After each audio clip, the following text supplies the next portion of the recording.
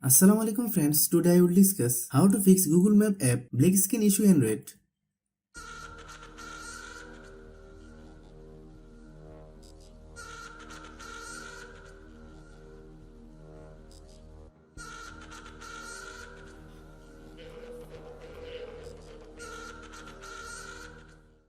Click settings,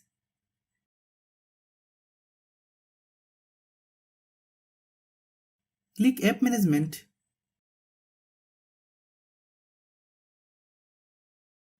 click app list, click Google Map, click storage use,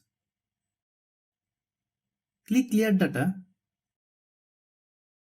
then click OK. Click force stop,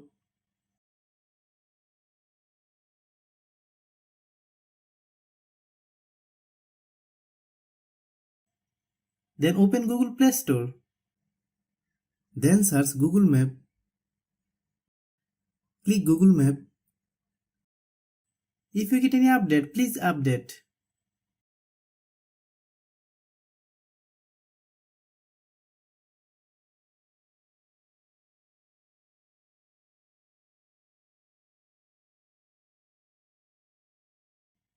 Thanks for watching.